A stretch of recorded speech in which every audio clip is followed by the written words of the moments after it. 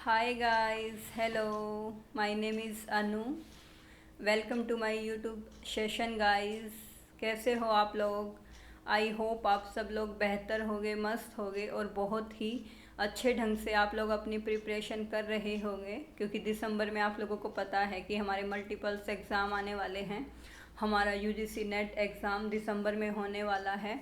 And हमने जो EMRS PGT geography के लिए भी फॉर्म डाले हैं, उनका एग्ज़ाम भी चांसेस हैं अक्टूबर या नवंबर में हो जाएगा, आई होप। और जो असिस्टेंट प्रोफेसर के लिए वेरियस जो स्टेट हैं उनमें पोस्ट निकली हुई है, और में भी प्रोबेबिलिटी है कि जहाँ जहाँ पे इलेक्शंस होने वाले हैं तो वहाँ पे कोशिश की जा रही है कि आप लोगों के एग्ज़ाम दिसंबर सेशन तक करवा लिए जाएं, क्योंकि आप लोगों को पता है गाइस, हम लोगों ने एक बहुत ही बेहतरीन क्वेश्चन सीरीज़ स्टार्ट की है, और ये आज हमारी क्लास नंबर 7 है।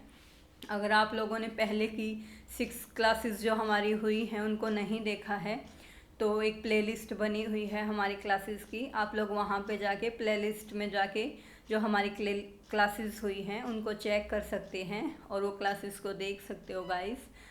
सो गाइस, मैं आपको बताना चाहूँगी, ये जो आप लोग स्क्रीन पे बुक देख पा रहे होंगे, ए विक्टर ज्योग्राफी, ये अजय सर की बुक है। सर ने बुक को लॉन्च किया है।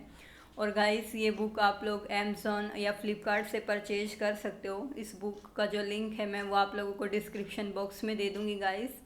तो मैं आप लोगों को बताऊँ गाइस, हम लोगों ने यहाँ 10,000 क्वेश्चन की प्रैक्टिस करने के लिए एक सेशन स्टार्ट किया है। तो गाइस, यहाँ पर आप लोगों को 10,000 जो क्वेश्चन है उसकी प्रैक्टिस करवाई जा रही है with best explanation. So guys, चलिए जल्दी से हम लोग अपनी क्लास स्टार्ट करते हैं।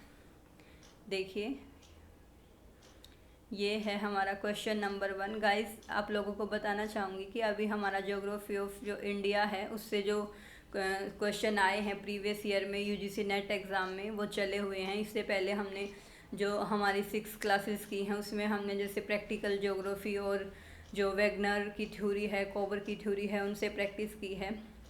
सो गाइज, आपको यहाँ पर ये बेनिफिट होने वाला है कि आप खुद से भी जैसे थ्योरी का पोर्शन अपना बहुत अच्छे से प्रिपेयर कर सकते हैं। एंड उस आफ्टर जैसे कंप्लीट आपका चैप्टर होने के बाद अगर आप लोग खुद से अपना चैप्टर कंप्लीट कर लेते हैं तो उसके बाद आप लोग यहाँ पे MCQ के एक रूप में या अपनी प्रैक्टिस को जांचने के लिए ये जो हम क्वेश्चन सीरीज़ को लेके आए हैं, इन क्वेश्चन को सॉल्व कर सकते हैं, जिससे आप लोगों को अपनी जो प्रिपरेशन आप लोग कर रहे हैं उसको जांचने में बहुत ही मतलब महत्वपूर्ण भूमिका ये जो हमारे क्वेश्चन सीरीज़ चली हुई है ये रोल प्ले करेगी आपकी जो प्रिपरेशन है उसको जांचने के लिए।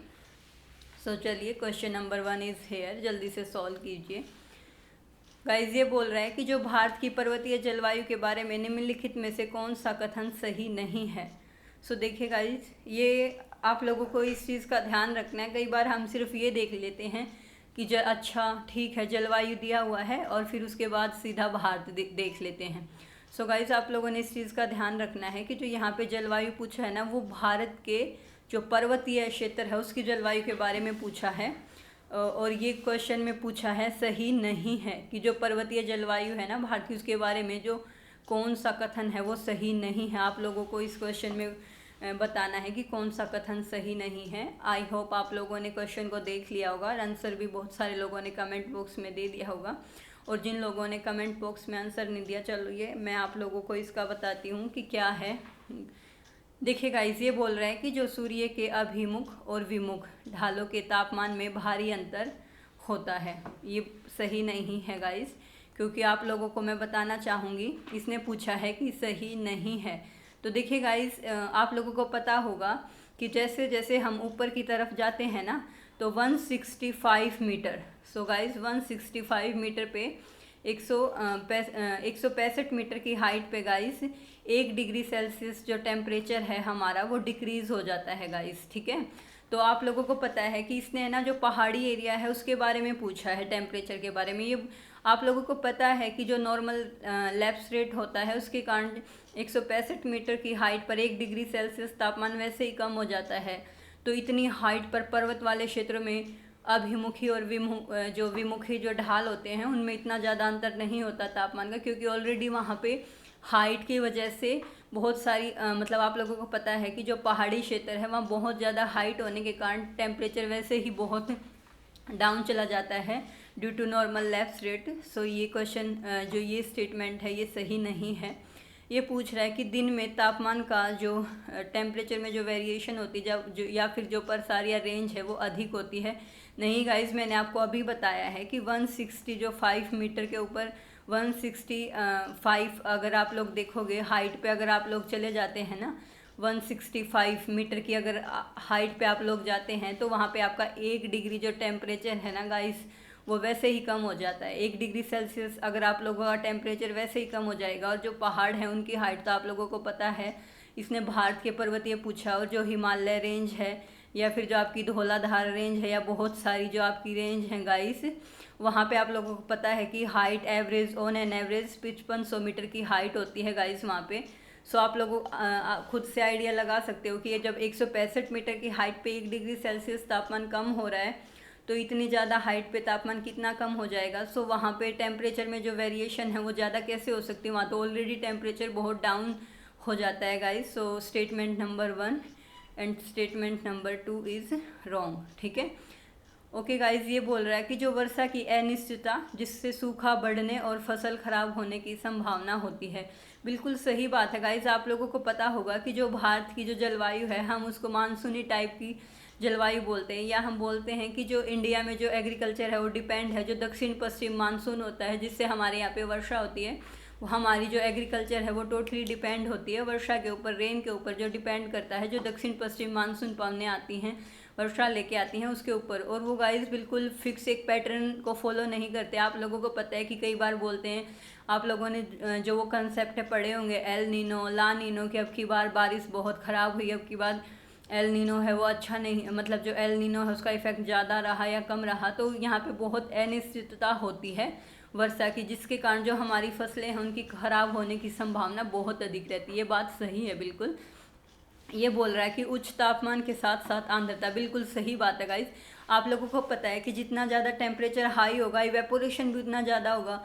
ऑब्वियसली जितना ज़्यादा टेम्परेचर होगा इवेपोरेशन उतना ही ज़्यादा होगा। इवेपोरेशन होगा तो जो एयर है उसमें जो ह्यूमिडिटी होती है आप उसकी मात्रा बहुत ज़्यादा हो जाती है गाइस। आप लोगों को पता होगा कि ऑन एन एवरेज हम ना एयर में जो ह्यूमिडिटी है उसको 4% मानते हैं, बट अगर टेम्परेचर बहुत ज़्यादा होता है ना गाइस और ह्यूमिडिटी बहुत ज़्यादा होती है तो वो 22, 24, 25 या इससे भी ज़्यादा जो परसेंटेज है वो हो सकती है ह्यूमिडिटी की इन्वायरमेंट में। सो इसमें यही बोल रहा है, अगर ये कॉमन सेंस की बात है गाइस, अगर टेम्परेचर ज़्यादा है तो जो इवेपोरेशन है या वाष्पीकरण है ज़्यादा होगा, और जो ह्यूमिडिटी है वो भी एयर में ज़्यादा होगी। आप लोगों को पता होगा कि जैसे कॉमन सा एक एग्जाम्पल है, गर्मियों में अगर हम लोग कपड़े सुखाते तो वो बहुत जल्दी सूख जाते, क्यों, टेम्परेचर ज़्यादा होता है और इवेपोरेशन जल्दी हो जाता है। ओके, सो ये दोनों स्टेटमेंट सही हैं गाइज, आपकी सी और डी। सो जो आपका गलत है वो स्टेटमेंट नंबर 1 और 2 है, वो गलत इसने पूछा है कि सही नहीं है, तो आपका ए और बी इसमें सही नहीं था गाइज।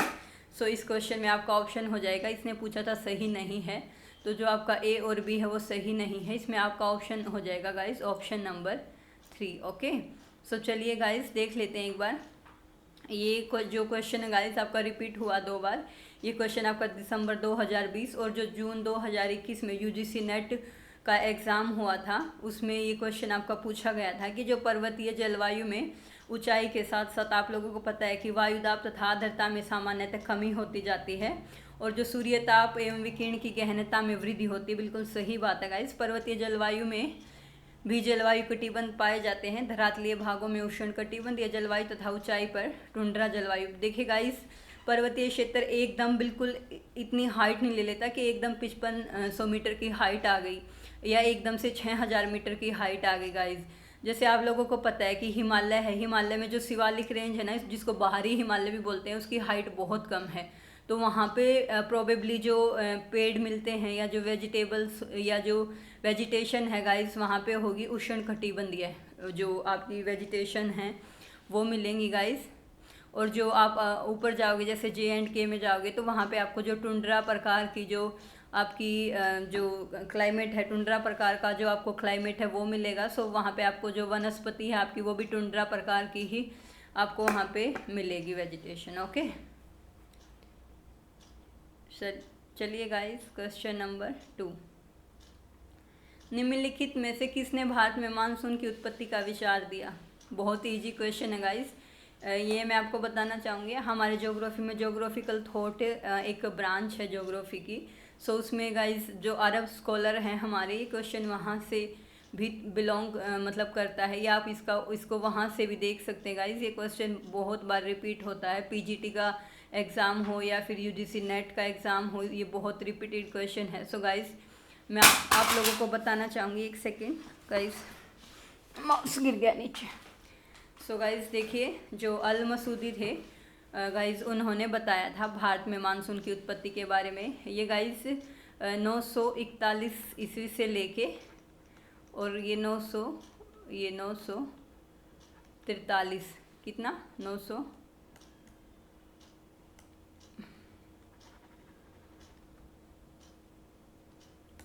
Okay guys. सो ये 941 ईस्वी से लेके 943 ईस्वी तक भारत में रहे थे। मतलब गाइस ये 941 ईस्वी में यहाँ आए थे भारत, और फिर 943 ईस्वी में ये यहाँ से गए थे। और इन्होंने ही सबसे पहले बताया था गाइस कि जो मतलब भारत में जो मानसून की उत्पत्ति है वो कैसे होती है, इसके बारे में इन्होंने सबसे पहले जैसे इस कंसेप्ट के बारे में अंडरस्टैंड करने की कोशिश की थी, या ये प्रॉपरली नहीं बता पाए थे, बट जो उत्पत्ति का विचार है वो सबसे पहले अल मसूदी ने दिया था गाइस, जो कि एक आप लोगों को पता है कि जो एक अरब स्कॉलर थे। ओके, सो चलिए एक बार इसकी एक्सप्लेनेशन देख लेते हैं गाइस। देखिए, अल मसूदी ने दिया था इसको, भारत में मानसून की उत्पत्ति को, भारत में मानसून की उत्पत्ति का विचार अल मसूदी ने दिया था गाइस। और मानसून आप लोगों को पता है कि ये मौसम शब्द से बना है, जिस जो मलायन शब्द है वो मोसिन से बना हुआ है। और मानसून शब्द की उत्पत्ति का सर्वप्रथम प्रतिपादन गाइस वैसे हेले ने किया था, वो 1786 में हेले ने बता दिया था। इन्होंने सिर्फ गाइस जो तापीय संकल्पना है ना उसका प्रतिपादन किया था। अगर मानसून की उत्पत्ति का किसने प्रतिपादन किया था सबसे पहले वो पूछे तो आप लोगों ने बताना है कि वो सबसे पहले दिया था अल मसूदी ने। अगर पूछे कि मानसूनी हवाओं की खोज के बारे में सबसे पहले किसने बताया था कि जो मानसूनी हवाओं की खोज है वो किसने की थी सबसे पहले, तो वो गाइस आप लोगों के हिपार्कस ने की थी। अगेन हिपार्कस है जो गाइस, ये आपका जो ये आते हैं यूनानी स्कॉलर्स हैं आपके, जो यूनानी स्कॉलर थे हिपार्कस आपके, उन्होंने सबसे पहले इसके बारे में बताया था। सो चलिए क्वेश्चन नंबर थर्ड क्या बोल रहा है गाइस, जल्दी से देखिए कि भारतीय मानसून की अरब शाखा और बंगाल की खाड़ी की शाखा निम्नलिखित में से किस क्षेत्र में जाके मिल जाती हैं या विलय हो जाती हैं। सो गाइस आप लोगों को मैं बताना चाहूँगी, देखिए एक बार आप जल्दी से क्वेश्चन को पढ़ लीजिए फिर मैं आपको ये बताऊँगी। देखिए गाइज, आप लोग ये इंडिया का मैप देख पा रहे होंगे। आप लोगों को पता है कि जो दक्षिण पश्चिमी जो मानसून पवनें आती हैं गाइज, वो आके जो हमारा तट है साउथ में, जो हमारा ये वाला एरिया है, एक मिनट, जो गाइज हमारा ये वाला एरिया है इधर तट से आके टकराती हैं, जो दक्षिण पश्चिम मानसून आती है। और यहाँ पे टकराने के बाद गाइज वो 2 भागों में बट जाती है।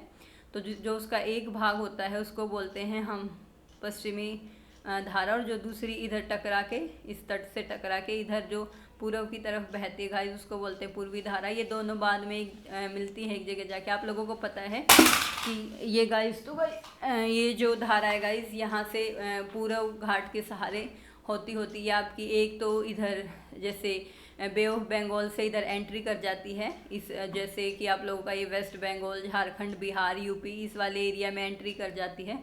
और गाइस जो इसका भी ये भी फर्दर 2 भागों में डिवाइड होती है, और एक इधर चली जाती है आपके जैसे जो मेघालय है या जो आपका 7 सिस्टर है इधर चली जाती है गाइस।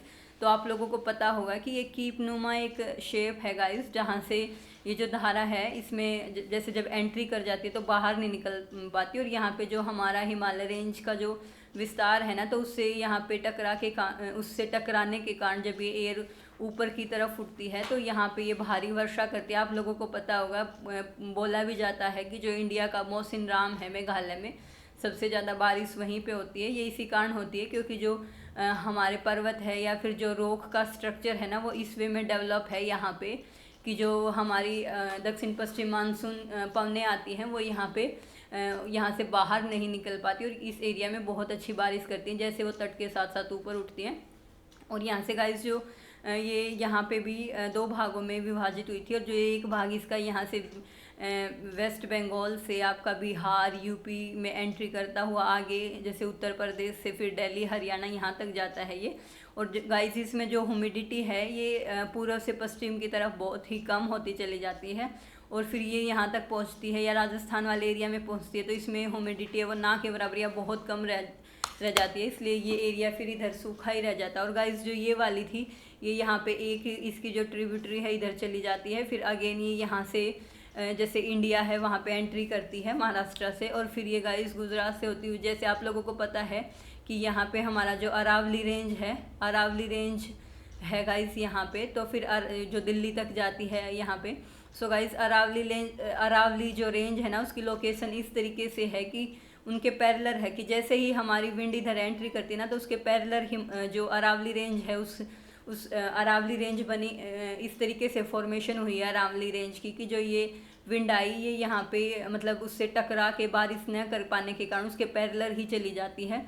सो यहाँ पे जो हमारा राजस्थान वाला एरिया है वो अगेन फिर से सूखा ही रह जाता है और फिर जो हमारी ये वेस्ट वाली और जो ईस्ट वाली ये जो धाराओं में विभाजित हुई थी दक्षिण पश्चिम मानसून धारा, तो ये यहाँ पे आके ये हरियाणा और जो पंजाब वाला एरिया है गाइस यहाँ पे आके ये फिर से मिल जाती हैं। सो इस क्वेश्चन का आपका सही आंसर हो जाएगा। देखिए क्या बोल रहा था क्वेश्चन में कि कहाँ पे मिलती है, तो गाइस वो पंजाब हरियाणा और जो हिमाचल से लगा हुआ क्षेत्र है ना वहाँ पे मिलती हैं।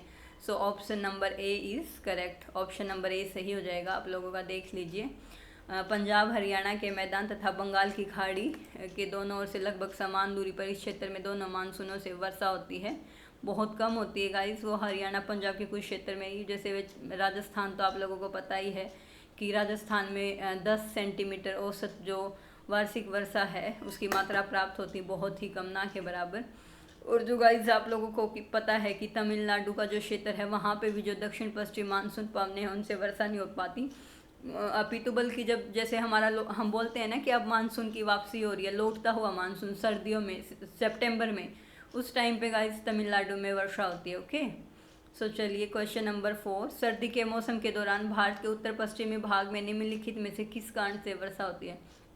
तो गाइस आप लोगों को पता होगा कि सर्दी के मौसम में जो भारत का दक्षिण पश्चिम भाग है जैसे कि आपका राजस्थान है, हरियाणा है, पंजाब है, यूपी है, इस वाले एरिया में गाइस आप लोगों को पता है कि प्लेन एरिया है तो एग्रीकल्चर यहाँ पे एक तरीके से डेवलप है। सो यहाँ पे ना गाइस उस टाइम पे हमारे रबी की जो खेती की जाती है सर्दियों में, सो जैसे उस टाइम पे आप लोगों को पता है कि हमारे यहाँ पे वर्षा नहीं होती, मानसून लौट जाता है, बट रबी की फसल के लिए जब ये आती है ना हमारी उत्तर पश्चिम से जो हमारे ये एक वर्षा आती है, या हम बोल सकते हैं कि जो सर्दी के मौसम में उत्तर पश्चिम से हवा के साथ जो नमी आती है उसकी वो जो पश्चिम विक्षोभ होते हैं उनके कारण आती है, जो वर्षा होती है वहाँ पे पश्चिम विक्षोभों के कारण होती है, जो कि हमारी रबी की फसल होती है उसके लिए बहुत ही लाभदायक होती है।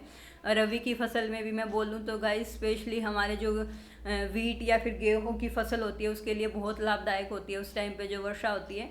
आप लोगों को पता होगा गाइस ये इसलिए होता है क्योंकि आप लोगों को पता है जो मेडिटेरियन सी है वहाँ से इसका ओरिजिन होता है, और जो हमारा ये जेट स्ट्रीम चलती है ना उस जेट स्ट्रीम, या आप बोल सकते हो कि जो वेस्टर्लीज चलती हैं, वेस्टर्लीज जो जेट स्ट्रीम होती हैं वो वहाँ से आप जैसे ह्यूमिडिटी या नमी लेके आती है हवा में, और फिर जो ये है हमारा इंडिया के ऊपर जो है गाइस ये पठार है हमारा, जो तिब्बत का पठार है, यहाँ पे टेम्परेचर और जो भूमध्य सागर का टेम्परेचर है उसमें इन्वर्जन हो जाता है गाइस, तो वहाँ से हाई टेम्परेचर से वो हाई एयर प्रेशर से लो प्रेशर की तरफ एक फ्लो बन जाता है हवा का, जिसके कारण वो जो दक्षिण पश्चिमी विक्षोभ है वो क्रिएट हो जाता है गाइस, और फिर सर्दी के मौसम में वहाँ पे वर्षा होती है। ओके सो देखिए गाइस ये सब इसमें बताया हुआ था कि जो भूमध्य सागर है वहाँ पे आप लोगों को पता है कि एक साइक्लोन का ओरिजिन होता है, या फिर कैस्पियन सागर या भूमध्य सागर में और उत्तर पश्चिम भारत में गैर मानसूनी वर्षा के लिए जिम्मेदार होते हैं। ये भूमध्य सागर में उत्पन्न होने वाले एक्सटर्नल ट्रॉपिकल साइक्लोन्स होते हैं गाइस। इनकी वजह से जो उत्तर पश्चिम भारत में शीतकाल में वर्षा होती है, ये विक्षोभ पश्चिम से पूर्व की दिशा में चलते हैं। वेस्टर्लीज जो आपकी जेट धाराएं होती हैं, उनके साथ साथ ये जो ह्यूमिडिटी है ये इसको लेके आते हैं, westerlies jet stream.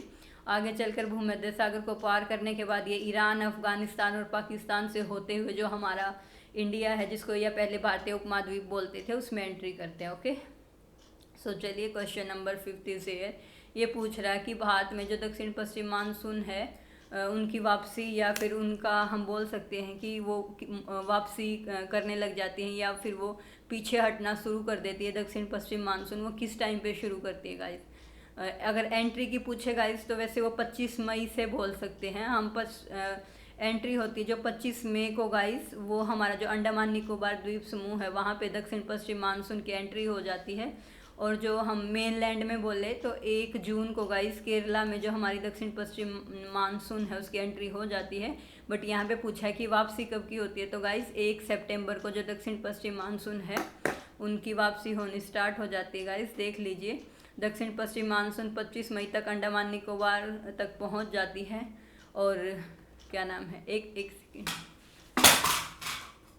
Second guys,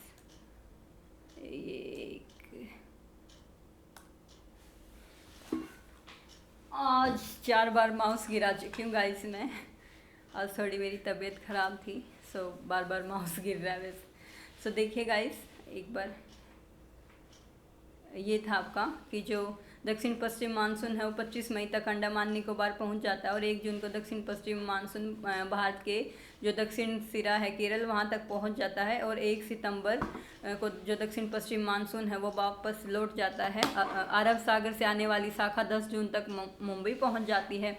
और जो एक ये डिवाइड होती हैं 2 भागों में, जो दूसरी है वो कोलकाता पहुंच जाती है। और फिर 1 जुलाई तक जो मानसून है वो पश्चिम उत्तर प्रदेश, हरियाणा और पंजाब और पूर्वी राजस्थान में गाइस पहुंच जाता है। ओके, और 1 जून से 15 सितंबर तक जो मालाबार तट है वहाँ पर वर्षा होती है। गाइस मालाबार तट मैं आपको बताऊं कि जो आपका केरला वाला एरिया है ना गाइस, वेस्ट केरला वाला, उसको बोलते हैं हम मालाबार। देखिए एक बार बताती हूँ मैं आपको, इधर देखिए गाइस, ये वाला जो एरिया है ना गाइस, ये वाला आपका जो एरिया है इसको हम बोलते हैं गाइस मालाबार तट। आपका ये मालाबार तट है। यहाँ पे सबसे पहले जो आपका मानसून होता है दक्षिण पश्चिम मानसून, अगर मेनलैंड की बात करें इंडिया के अंडमान निकोबार को छोड़कर, तो सबसे पहले एंट्री मालाबार तट पर होती है आपके। तो यहाँ पे है ना आपकी 1 जून से लेके गाइस और 1 सितंबर तक यहाँ पे बारिश होती है आपकी। ओके, सो चलिए गाइस अब नेक्स्ट क्वेश्चन को देखते हैं क्या है। क्वेश्चन नंबर 6, निम्नलिखित में से किन 2 क्षेत्रों में वर्षा की विशेषता कटिबंधीय मानसून वर्षा है?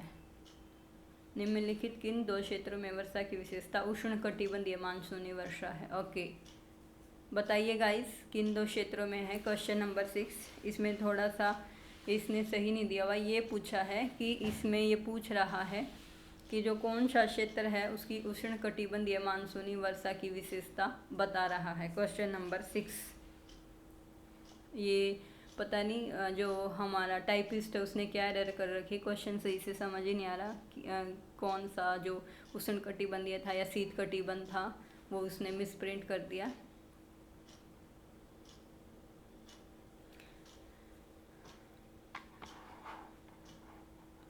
तो देखिए गाइस, अगर ये हम यहाँ पे बताएं मानसूनी वर्षा की, तो जो हमारा मानसूनी वर्षा की अगर पूछे गाइस तो आप लोग इसका ऑप्शन दे सकते हो। ऑप्शन नंबर 1 and 2 आएगा। Option number 2 and 1 is correct हो जाएगा, क्योंकि जो यहाँ पे गाइस इसने ना मानसूनी वर्षा को अगर आप लोग देखें, इस क्वेश्चन से हम लोग देख सकते हैं कि मानसूनी वर्षा जो आपका सह्याद्री है वो पश्चिम घाट को बोलते हैं। और ये जो गंगा का डेल्टा है गाइस, यहाँ से हमारी जो पूर्व की शाखा थी वो एंट्री करती है। जो दक्षिण पश्चिम जो पूर्वी हमारी जो एक शाखा थी उसकी एंट्री होती है वेस्ट बंगाल में। सो एक जो शाखा है वो गंगा के डेल्टा से प्रवेश करके ये हरियाणा और पंजाब या हिमाचल के क्षेत्र तक आती है। दूसरी जो सह्याद्री घाट के साथ साथ या पश्चिम घाट के साथ साथ चलती है। सो अगर मानसूनी वर्षा के बारे में पूछ रहा है कि उनका एरिया कौन सा है, तो ए और बी हो जाएगा। उस हिसाब से आपका ऑप्शन सी सही हो जाएगा, ए और 2, क्योंकि ये दोनों ही जो हमारी दक्षिण पश्चिमी जो मानसून धारा है उसकी विशेषता वाले क्षेत्र हैं। ओके, चलिए क्वेश्चन हम एक बार देख लेते हैं क्या बोलना चाह रहा था। भारत में एक उष्णकटिबंधीय मानसून जलवायु वाला देश है। भारत में उष्णकटिबंधीय मानसूनी वर्षा केरल का तटीय क्षेत्र, मालाबार क्षेत्र और सह्याद्री, दक्षिण आसाम एवं गंगा के डेल्टाओं में होती है। वही पूछ रहा था गाइस, बस थोड़ी सी टाइपिंग एरर हो रखी है। टाइपिस्ट ने पता नहीं क्या का क्या ही लिख दिया। क्वेश्चन नंबर 7 देखिए, निम्नलिखित क्षेत्रों में से पहले से लेकर बाद की तिथियों तक दक्षिण पश्चिम मानसून के आगमन के क्रम का पता लगाइए। ये पूछना चाह रहा है गाइस कि सबसे पहले जो मानसून है वो दक्षिण पश्चिम मानसून है उसका आगमन कहाँ पे होता है। उस हिसाब से आप लोगों को इसको अरेंज करना है। क्वेश्चन नंबर 7 जल्दी से बताइए गाइस क्या है आपका। तो गाइस मैंने आप लोगों को बताया था कि जो 25 मई है, 25 मई के आसपास आपका जो ये दक्षिण पश्चिम मानसून है गाइस, इसकी एंट्री हो जाती है आपके अंडमान निकोबार में 25 मई को। गाइस 25 मई को इसकी एंट्री हो जाती है दक्षिण पश्चिम मानसून में। 1 जून के आसपास गाइस एंट्री हो जाती है, 1 जून के आसपास एंट्री हो जाती है आपकी इसकी केरला में गाइस। ओके, और उसके बाद गाइस फिर ये आपकी एंट्री हो जाएगी इसकी मुंबई में। जैसे हमारा ये जो इधर जो डिवाइड होती है, ये जो धारा 2 भागों में, एक इधर चली जाती है और दूसरी डिवाइड होकर इस तरफ जाती है। तो जो दूसरी इधर आप लोगों का महाराष्ट्र है, मुंबई, उस वहाँ पे पहुँचती है बाद में। और फिर उसके बाद जो इधर डिवाइड होकर आगे जाती है तो ये उड़ीसा में यहाँ पहुँचती है। सबसे पहले आपका हो जाएगा 25 मई के आसपास आपकी गाइस अंडमान निकोबार में, 1 जून को केरला में, और फिर आपकी ये 5 जून तक पहुँच जाती है मुंबई के आसपास। और फिर गाइस ये आपकी ये लगाओ कि आप 15 जून के आसपास आपकी ये यहाँ पे उड़ीसा में चली जाती है। तो उस हिसाब से आप लोग देखिए सबसे पहले आएगा 3 अंडमान निकोबार, फिर केरला, फिर मुंबई और फिर उड़ीसा। सो इस हिसाब से आपका ऑप्शन नंबर बी सही है गाइस। चलिए देखिए गाइस इसको देख लेते हैं एक बार।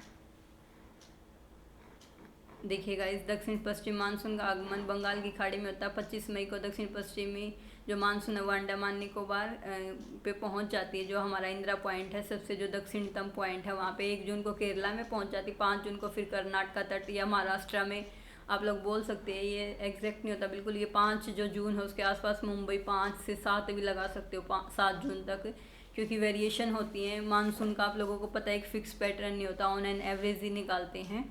तो फिर ये 5 जून तक मुंबई का जो तट है वहाँ पे पहुँच जाती है मुंबई तक। और 10 से 15 जून महाराष्ट्र, पूरे महाराष्ट्र में ये जैसे आ जाती है 15 जून तक।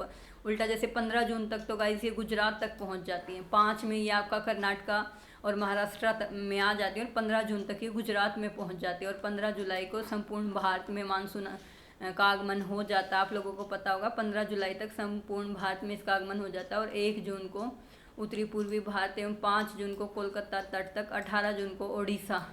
वैसे ये 15 जून ही है गाइस, 15 लगा लो या फिर 18 लगा लो, 2-3 दिन की ये मानसून है। इसका एग्जैक्ट पैटर्न नहीं होता, इसमें वेरिएशन होती है, फिर भी एवरेज निकालते हैं हम। ये 15 से 18 लगा सकते हैं आप।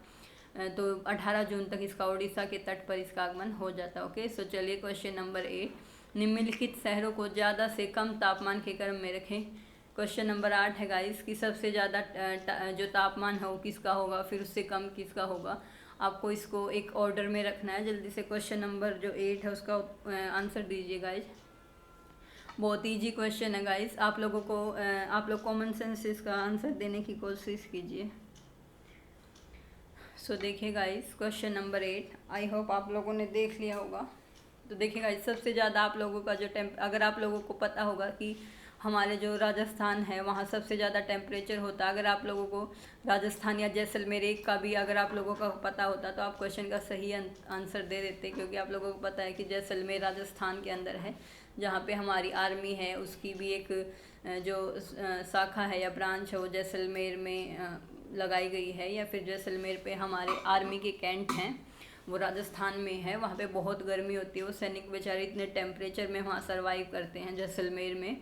सो गाइस सबसे पहले हो जाता है ऑप्शन नंबर 4। उसके बाद आ जाता है गाइस आपका जयपुर। ये अगेन राजस्थान में ही है तो गर्मी होगी, क्योंकि ये तो गाइस जैसलमेर में तो जो हमारा थार का मरुस्थल है ना गाइस, थार का मरुस्थल उसका विस्तार है। और आप लोगों को पता है कि अगर डेजर्ट है तो वहाँ पे टेम्परेचर बहुत ज़्यादा होगा। जयपुर में फिर भी थोड़ा सा कम है एज़ कम्पेरेटिव टू जैसलमेर। सो दूसरे नंबर पे हो जाएगा जयपुर गाइस। तीसरे नंबर पे आपका आ जाएगा मुंबई और चौथे नंबर पर आ जाएगा आपका बेंगलुरु गाइस।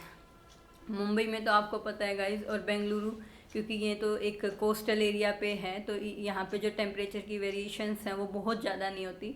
यहाँ पे समुद्र का जो समकारी प्रभाव है वो रहता है। सो इस हिसाब से आपका option number A is correct. चलिए देखिए क्वेश्चन नंबर 9। इसमें बोला है कि जो तिब्बत का पठार है वहाँ पर जो ग्रीष्म तापन होता है जिसके कारण जो मानसूनी परिसंचरण है वो सर्वाधिक महत्वपूर्ण होता है, या उसकी जो घटना है वो घटित होती है, उसके लिए सबसे पहले किसने बताया था।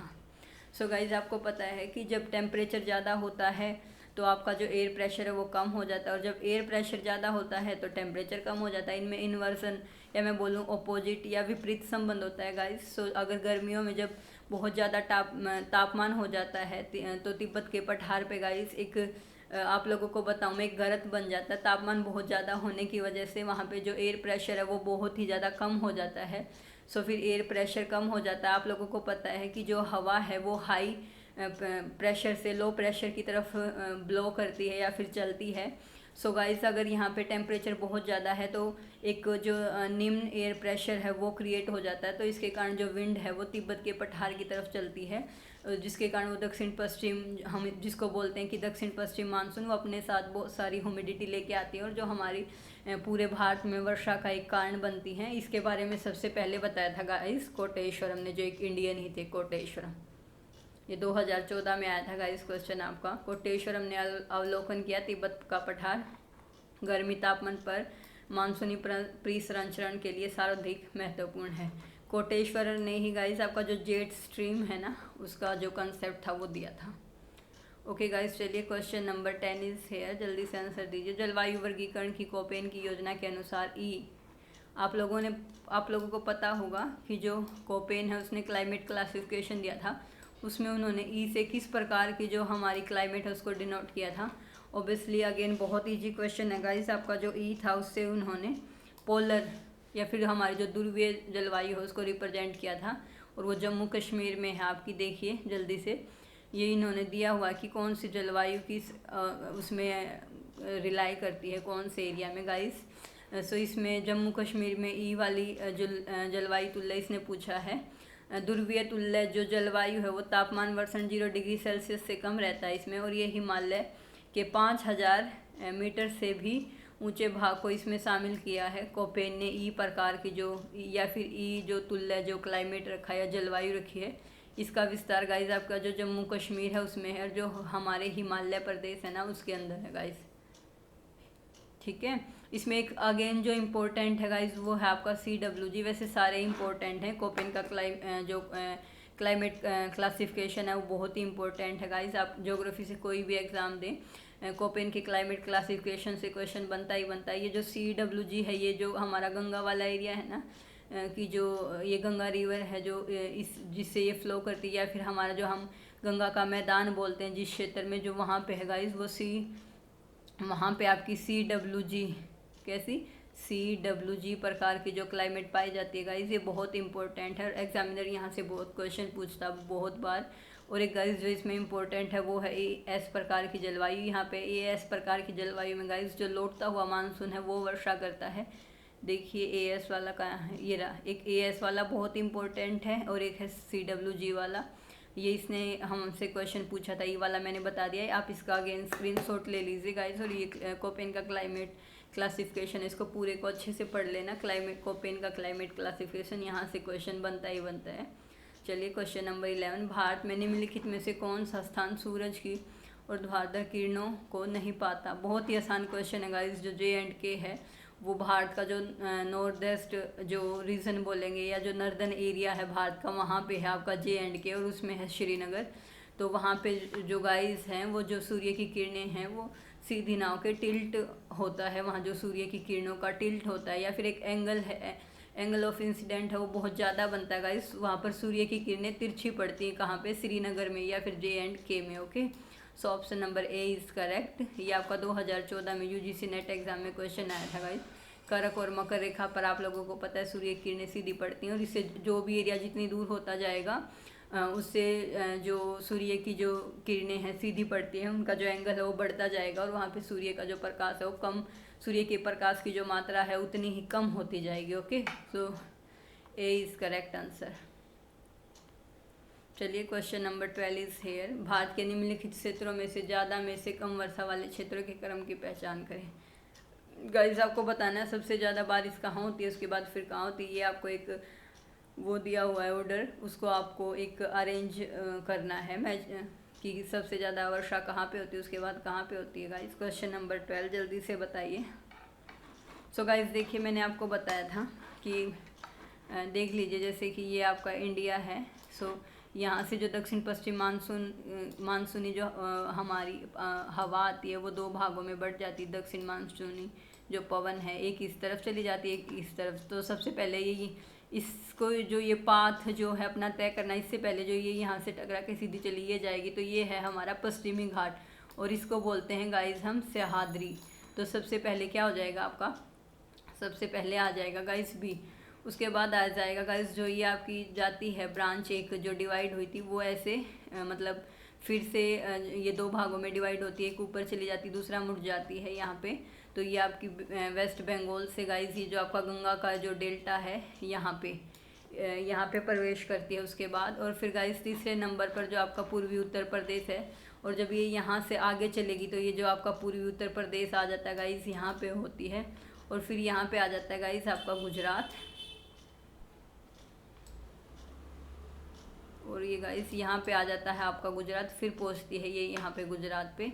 सो option number B is correct. Okay, चलिए क्वेश्चन नंबर 13। उत्तरी पश्चिमी भारत में शीतकालीन वृष्टि मुख्य रूप से किसके कारण होती है। बहुत इजी क्वेश्चन है गाइस, ये अगेन रिपीट हुआ क्वेश्चन। पश्चिमी विक्षोभ के कारण होती है। देख लीजिए, पश्चिमी विक्षोभ एक ऐसा तूफान या एक इसको हम बोल सकते हैं साइक्लोन या थंडरस्टॉर्म होता है जो कैस्पियन या भूमध्य सागर में उत्पन्न होता है। उत्तर पश्चिम भारत में शीतकाल में गैर मानसूनी वर्षा के लिए ये जिम्मेदार होता है गाइस। यह जो विक्षोभ होता है ये पश्चिम से पूर्व दिशा की ओर चलते हैं, और विक्षोभ अत्यधिक ऊंचाई पर, ऊंचाई गाइस आप लोगों को पता है कि जो जेट स्ट्रीम है या जो फिर वेस्टर्लीज जेट स्ट्रीम होती है उसके साथ आते हैं, ये वेस्ट टू ईस्ट चलते हैं, और इनकी जो हाइट होती है गाइस वो 12,000 किलोमीटर के आसपास होती है। कितनी होती है इनकी हाइट, 12,000 किलोमीटर के आसपास इनकी हाइट होती है गाइस। इतनी हाइट पे इसका सबसे पहले पता गाइस, जो वेस्टर्लीज जो हमारी जेट स्ट्रीम है ना, उनका आइडिया या उसके बारे में सबसे पहले आइडिया हुआ था कि जब हमारा फर्स्ट वर्ल्ड वार हुआ था तो जो हमारे पायलट थे उनको जैसे आभास हुआ कि जब वो जा रहे थे तो उनको बहुत आसानी हो रही थी, और फिर बम गिरा के जापान पे वापस लौट रहे थे तो कोई फोर्स था जो उनको आगे नहीं बढ़ने दे रहा था। सो गाइस वो था आपका कि जो आपका वेस्टर्लीज जो जेट स्ट्रीम है उसके प्रभाव के कारण ऐसा हो रहा था। तो गाइस इसके बारे में तब से जैसे तब थोड़ा सा पता लगा था, फिर आगे रिसर्च होती रही, फिर पी कोटेश्वरम ने भी इसके बारे में बताया, और भी बहुत सारे जो जोग्राफर हैं उन्होंने इसके बारे में बताया। सो गाइस ये आपकी जैसे वेस्टर्लीज जेट स्ट्रीम धाराओं के साथ आते हैं विक्षोभ, ये ईरान, अफगानिस्तान, पाकिस्तान और फिर भारतीय महाद्वीप में आते हैं। पश्चिम विक्षोभ के कारण भारत में शीत ऋतु में भी मानसून पूर्व वर्षा होती है, जो कि रबी की फसलों के लिए बहुत ही लाभदायक होती है। ओके, चलिए क्वेश्चन नंबर 14 गाइस, आपको ये मैं द फॉलोइंग का क्वेश्चन है कि किस प्रकार की जलवायु है आपकी, वो कि कौन से जो क्षेत्र है उसमें किस प्रकार की जलवायु पाई जाती है। गाइस देखिए, ये देखिए एक बार क्वेश्चन नंबर 14 गाइस, जल्दी से बताइए इसका क्या आंसर होगा गाइस आपका। सो गाइस ये है आपकी, देखिए अगर आप लोग इसमें कुछ भी नहीं सोच पा रहे या कर पा रहे तो गाइस ये जो BWH ये बिल्कुल, ये तो आपकी गाइस बिल्कुल शुष्क, ये ना आपकी शुष्क स्टेपी प्रकार शुष्क जलवायु, ये तो अर्ध शुष्क या स्टेपी प्रकार की जलवायु होती है गाइस। ये बिल्कुल डेजर्टेड एरिया के लिए होती है। BWH बिल्कुल शुष्क क्षेत्र के लिए। बिल्कुल शुष्क क्षेत्र आपका कौन सा, इसमें गाइस आपका जो विंटर है वो भी ड्राई, इसमें विंटर ड्राई होता है आपका, तो ये हो जाएगा इस थार मरुस्थल में। जो आपका शुष्क एरिया कहाँ पे है, वो थार मरुस्थल में है। और फिर गाइज आपका हो जाएगा अर्ध स्टेपी एरिया, इसको आप बोल सकते हो सेमी एरिड एरिया। जो BSHW है वो स्टेपी प्रकार की जलवायु होती है गाइज, ये सेमी एरिड एरिया में पाई जाती है। ये कहाँ होती है गाइज, ये जो आपका वृष्टि छाया क्षेत्र है ना, जो हमारा ये ऐसे कि इस एरिया में तो बहुत वर्षा होती है। फिर ये यहाँ पे आपका जो पश्चिमी घाट है, इसके इस वाले हिस्से में तो वर्षा होती है, पर जो अपोजिट विमुखी जो ढाल है वहाँ पे वृष्टि छाया प्रदेश बन जाते हैं। कर्नाटका में है गाइज वो क्षेत्र जो वृष्टि छाया क्षेत्र है, इधर है आपका वृष्टि छाया क्षेत्र। तो वहाँ पे आपकी BSHW या अर्ध शुष्क या सेमी एरिड एरिया प्रकार की जो क्लाइमेट है वो आपकी यहाँ पे मिलेगी। अगर आप लोग इन दो को भी मैच कर लेते गाइज, तो आप इजीली इस क्वेश्चन का आंसर निकाल सकते। ये पता है गाइज आपको AMW की, जैसे इसमें ये मतलब इसमें ना आपकी जो वर्षा है वो पूरा टाइम वर्षा होती रहती है। जो उसने कोपेन ने लिया था AM में, उन्होंने लिया था कि जो मानसून प्रकार की क्लाइमेट है वो मिलेगी। सो आपको पता है ये आपका जो मालाबार तट है, यहाँ पे आपकी मानसून प्रकार की क्लाइमेट पाई जाती है। जो आपका मालाबार है गाइज, ये आपका जो केरला है, केरला और जो आपका ये जो वेस्टर्न घाट है इसके बीच का एरिया है, इसको मालाबार तट बोलते हैं। तो यहाँ पे आप लोगों को पता है कि मालाबार तट पर आपकी मानसून प्रकार की जो क्लाइमेट है वो मालाबार तट पे मिलती है। सो एक ही बचा है AW, ये आपका आ जाएगा पश्चिमी बंगाल एवं बिहार। ये गाइस आप लोग देख लीजिए, इसमें विंटर ड्राई रहता है आपका, और जो समर है उसमें मानसूनी वर्षा होती है। जो विंटर है आपका वो ड्राई रहेगा। सो इस हिसाब से option number A is correct. चलिए क्वेश्चन नंबर 15 गाइस, ये आपको दिए हुए हैं। AW है आपका वो सवाना तुल्य जलवायु के लिए होगा। AWM है वो आपका मानसूनी जलवायु के लिए होगा। एक सेकेंड गाइस, जो आपकी मानसूनी जलवायु है ना, मानसूनी जलवायु के लिए गाइस आपका ये जो आपका AWM है ये आपका मानसूनी जलवायु के लिए होगा। जो AW आपका, इसमें जो आपका विंटर है वो ड्राई रहेगा, ये गाइस आपका सवाना तुल्य जलवायु के लिए हो जाएगा। जो AS है वो मैंने आपको बताया था कि यहाँ पे शीत ऋतु में जो मानसूनी वर्षा वो होगी लौटते हुए मानसून से जो थी। और गाइस जो ये BSHW ये अर्ध शुष्क के लिए या सेमी एरिड के लिए होता है गाइस। और ये जो BWH होता है बिल्कुल डेजर्टेड एरिया, जो उष्ण मरुस्थलीय जो क्लाइमेट, जो थार का मरुस्थल है, जैसे हमारा थार मरुस्थल है, सहारा मरुस्थल है, या फिर कालाहारी का डेजर्ट है, वहाँ पे जो क्लाइमेट होता है वो बिल्कुल ही जहाँ पे मतलब कि वर्षा ना के बराबर होती है वो BWHW हो जाएगा। यहाँ पे विंटर ड्राई रहेगा। CWG है गाइस, ये आपका जो गंगा प्लेन वाला एरिया है ना, जैसे मैं आपको बताऊँ, देखिए एक बार इधर से दिखाना चाहूँगी कि गाइस जो ये आपका ये वाला एरिया है ना, इसमें जो कोपेन है उसने उसमें बताया है कि ये आपका जो CWG वाली जो क्लाइमेट है ये आपका इस एरिया में आपकी CWG वाली जो क्लाइमेटिक रीजन है वो आपका CWG वाला ये होगा। जो गंगा प्लेन है उसका जो रीजन है उसमें आपकी CWG प्रकार की क्लाइमेट मिलेगी। DFC में आपको गाइस पता है DFC की जो शीत ऋतु है वो आर्द्र रहती है। और जो ET है वो आपकी टुंड्रा तुल्य, मतलब प्रॉपर टुंड्रा नहीं बट टुंड्रा तुल्य जो जलवायु है वो होगी। और जो E है वो आपका वो जो पोलर वाला एरिया है, ये पीछे भी क्वेश्चन पूछा था कि जैसे आपका J&K हो जाएगा। और आपका जो हिमालय वाला रीजन है, हिमाचल प्रदेश का जो कुछ क्षेत्र है वो उसके अंदर आ जाएगा गाइस। यहाँ पे पूरा जो वर्ष है वो यहाँ पे जो बर्फ़बारी है वो होती रहती है। और यहाँ पे टुंड्रा तुल्य आप जलवायु बोल सकते हो कि यहाँ पे जो टुंड्रा तुल्य जलवायु है वो होगी ET में। और यहाँ पे जैसे कुछ टाइम के लिए बर्फ़ नहीं पड़ेगी ET में, बट जो E वाला एरिया यहाँ पे तो थ्रू आउट ईयर या फिर पूरा साल जैसे बर्फ़बारी होती रहेगी। तो चलिए क्वेश्चन नंबर 15, निम्नलिखित में से कौन सा क्षेत्र अरब शाखा की मानसूनी द्वारा प्रभावित नहीं होता। अरब शाखा बताइए गाइस, अरब शाखा द्वारा जो कौन सा क्षेत्र है वो प्रभावित नहीं होता गाइस। जल्दी से क्वेश्चन नंबर 15 का आंसर बताइए। सो गाइस देखिए, जो आपका पंजाब का मैदान है ना गाइस वो अरब शाखा द्वारा प्रभावित नहीं होता, क्योंकि अरावली रेंज है ना, अरावली रेंज की लोकेशन इस तरीके से है गाइस, इधर जैसे गुजरात से स्टार्ट होके फिर राजस्थान और आगे दिल्ली तक। तो जो वो पंजाब का एरिया है वो बिल्कुल भी प्रभावित नहीं होता अरब शाखा से। क्यों? क्योंकि अरावली रेंज की वजह से जो वो अरावली रेंज के पैरेलल चलती है दक्षिण पश्चिम मानसून की जो धारा होता है वो वर्षा नहीं कर पाती। सो पंजाब के मैदान पर वहाँ पे वर्षा नहीं होती अरब शाखा के कारण। अरब सागर के मानसून पश्चिम घाट से टकराकर केरल के मालाबार तट पर जून से लेकर सितंबर तक मूसलाधार वर्षा करते हैं। और वही इसी समय जैसे आपका जो तमिलनाडु है वो कोरोमंडल तट पर है, वो सूखा रह जाता है। और अरब सागर राजस्थान में इसलिए वर्षा नहीं कर पाता क्योंकि जो अरावली जो रेंज है वो बिल्कुल पैरेलल है जो हमारी दक्षिण पश्चिम मानसून पवनें आती हैं।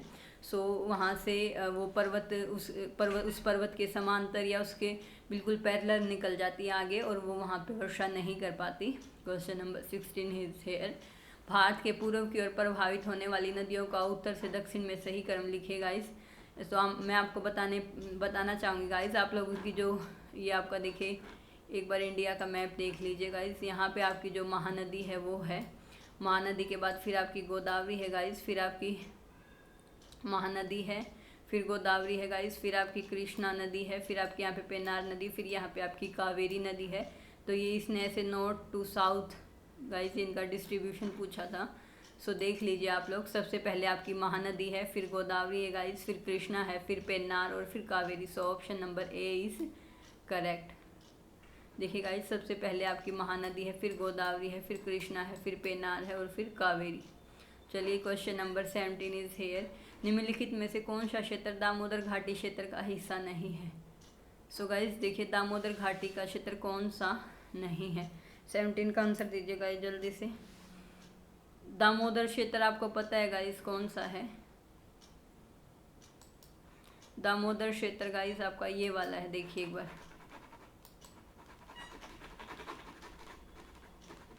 ये वाला जो क्षेत्र है ना गाइस आपका,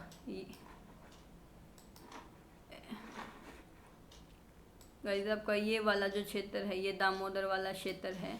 इसमें आप लोगों को पता है कि आपका जो ये वाला है, ये आपका जो पश्चिम बंगाल का डेल्टा है वो भी इसी के अंदर आएगा। जो आपका छोटा नागपुर का पठार है वो भी इसी के अंदर आएगा। जो आपका पलामू का पठार है वो भी इधर ही आएगा। गाइस जो पद्मा नदी का डेल्टा है वो आपका बांग्लादेश में है। वो आपका गाइस जो पद्मा नदी का डेल्टा है ना वो आपका कहाँ पे है? यहाँ पे।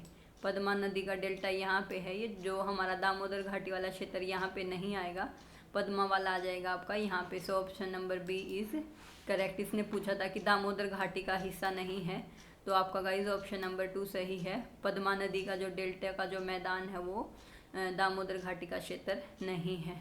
ओके, तो गाइस ये आप लोगों को मैं बताना चाहूँगी कि जो दामोदर घाटी परियोजना थी ना वो भारत की पहली बहुउद्देशीय परियोजना थी, डीवीसी। ये जो यूएसए में एक रिवर है उसकी तर्ज पे बनाई गई थी। और गाइस ये 1948 में इसका काम शुरू किया गया था। इसको डीयूसी एक दामोदर घाटी निगम कॉरपोरेशन का गठन किया गया था, जिसके अंडर इसका पूरा कार्यक्रम चला। दामोदर घाटी का हिस्सा छोटा नागपुर का पठार भी है गाइस, पलामू की पहाड़ियाँ भी हैं, पश्चिम बंगाल का डेल्टा का मैदान भी और हुगली नदी का निकटवर्ती क्षेत्र भी। मैंने आपको बताया था कि कौन सा एरिया था, ये वाला एरिया था, हुगली नदी वाला भी था, पलामू का पठार भी था और ये छोटा नागपुर का पठार भी था। सो गाइस मैंने ये आपको बता दिया था मैप में। दामोदर नदी घाटी परियोजना की उपयोगिता गाइस, इसका जो मेन उद्देश्य था हमारा, एक था बाढ़ की निगरानी करना और दूसरा था गाइस सिंचाई के लिए जल की आपूर्ति। दूसरा क्या था? सिंचाई के लिए जल की आपूर्ति करना, नगर और औद्योगिक जल आपूर्ति। आपको पता है गाइस जो दामोदर नदी घाटी है हमारा जो इंडस्ट्रियल बेल्ट है, जो आपकी ये जैसे टाटा आयरन एंड स्टील जो इस्पात संयंत्र है आपका, और भी बहुत सारे इंडस्ट्रियल जैसे आपके वहाँ पे क्षेत्र हैं आपका, तो जो वहाँ पे उसको जो जल की आपूर्ति होती है वो दामोदर घाटी पर, दामोदर जो नदी है उसी से होती है। उसके लिए ये प्रोजेक्ट बनाया गया था कि वहाँ पे जो हमारी इंडस्ट्रियल बेल्ट है उसको पानी मिल सके। बहाली और संरक्षण, इसका एक रीज़न था बहाली और संरक्षण गतिविधियाँ। इसके लिए जो हमारा डीयूसी या दामोदर घाटी परियोजना है उसका निर्माण किया गया था या उसका विकास किया गया था। चलिए, राजस्थान नहर, इंदिरा गांधी नहर निम्नलिखित नदियों से पानी प्राप्त करती है। जो आपकी राजस्थान में गाइस इंदिरा गांधी नहर है वो किन नदियों से अपना पानी प्राप्त करती है? जल्दी से बताइए guys. Question number 18 is here. So guys बहुत इजी क्वेश्चन है ये आपका। आप लोगों को पता होगा कि जो सतलज नहर है ना आपकी, वो हरियाणा, राजस्थान और पंजाब, इनकी एक संयुक्त परियोजना है। इन तीनों स्टेटों की एक जो संयुक्त परियोजना है सतलज नदी पर जो आपका डैम बना है ना, भाखड़ा नांगल डैम, उससे इन जो तीनों स्टेट है उसको पानी मिलता है गाइस। और जो सतलज रिवर से ही आपका जो एक राजस्थान भी उस उन 3 स्टेट में से एक है, जो इंदिरा गांधी नहर है वो सतलज और व्यास रिवर से अपना जल प्राप्त करती है गाइस। ओके, सतलज और व्यास रिवर, ये 2015 में आपका यूजीसी नेट एग्जाम में क्वेश्चन आया था गाइस। काकरपारा सिंचाई परियोजना का निर्माण किस नदी पर हुआ है गाइस? तो गाइस देखिए, जो महानदी है वो आपकी नहीं हो सकती। महानदी आपको पता है कि महानदी गाइस पूर्व की तरफ प्रभावित करती है, इधर है महानदी ओडिशा इसके आसपास।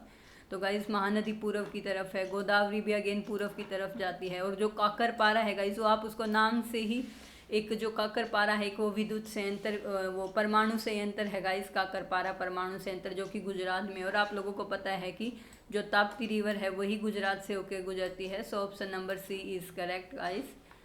जो काकरपारा सिंचाई परियोजना है आपकी, वो ताप्ती नदी पर बनी हुई है, जो कि गुजरात में। ये आपकी और भी बहुत सारी परियोजनाएं दी हुई हैं, जैसे भाखड़ा नांगल जो परियोजना है वो सतलुज रिवर पर है गाइस, हरियाणा, पंजाब, राजस्थान, और ये इससे लाभान्वित हुए हैं। व्यास परियोजना वो व्यास नदी पर है गाइस। दामोदर घाटी परियोजना दामोदर नदी पर है। हीराकुंड महानदी पर है। चंबल जो परियोजना वो चंबल नदी पर। तुंगभद्रा नदी पर है। नागार्जुन सागर जो परियोजना है वो कृष्णा नदी पर आपकी। ऐसे जैसे तवा परियोजना ये एमपी में है, वहाँ पे एक तवा जो मछुआरों की जाति भी है गाइस, जो एनसीईआरटी में एक 8th या 9th क्लास की एनसीईआरटी है ज्योग्राफी की, उसमें भी तवा जो परियोजना है या तवा जो मछुआरों को वहाँ से विस्थापित कर दिया था, उसके बारे में एक चैप्टर है आपका, उसको आप देख सकते हैं। एनसीईआरटी अगर आप लोगों ने पढ़ी होगी तो आप लोगों को याद होगा। ये गाइस बहुत सारी परियोजनाएं दी हुई हैं, किस नदी पे कौन सी परियोजनाएं हैं, आप इनका स्क्रीनशॉट लेके इनको अच्छे से एक बार पढ़ सकते हैं गाइस। चलिए क्वेश्चन नंबर 20, भाखड़ा नांगल परियोजना राज्यों के किस समूह का संयुक्त उपक्रम है? मैंने आपको गाइस पहले भी बताया था, जो आपका भाखड़ा नांगल परियोजना है वो किन राज्यों का एक संयुक्त उपक्रम है। बहुत ही इजी क्वेश्चन, ये आपको मैंने पहले ही बता दिया था गाइस, वो आपका पंजाब, हरियाणा और राजस्थान का संयुक्त उपक्रम है। सो चलिए गाइस, आज हम अपनी क्लास को यहीं ख़त्म करते हैं।